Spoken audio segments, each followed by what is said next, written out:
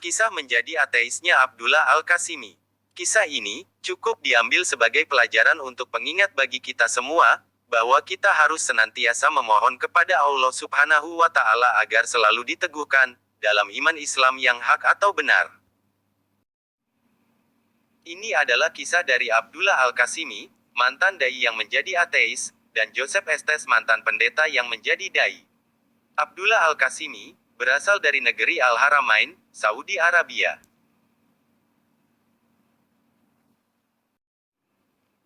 Dia memulai karirnya sebagai seorang dai yang hebat, sampai dikatakan bahwa dia adalah Ibnu Taimiyah kedua.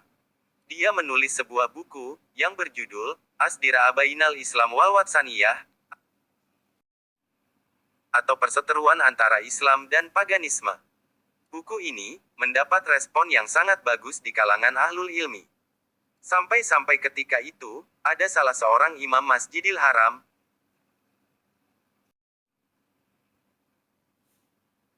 yang memujinya dengan sebuah kasidah atau syair.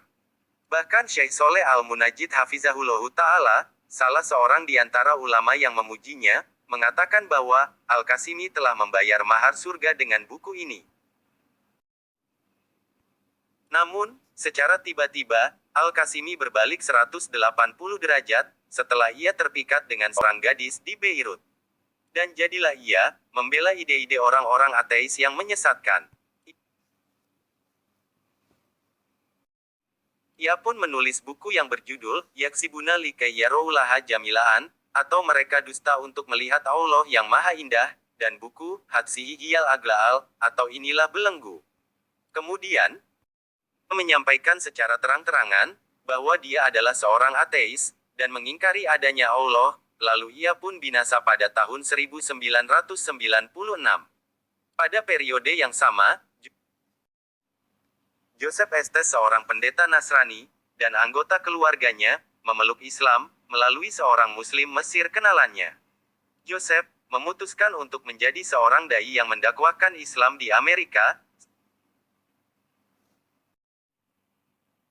Setelah dia mengubah namanya menjadi Yusuf Estes. Ratusan orang masuk agama Islam melalui dakwahnya. Maha suci Allah, yang maha membolak-balikan hati manusia. Awal bukanlah segalanya, ya. Sesungguhnya, setiap amalan tergantung pada akhirnya. Hadis riwayat Bukhari nomor 6607. Semoga Allah mengaruniai keistiqomahan dan husnul hatimah untuk kita semua. Amin ya robbal alamin.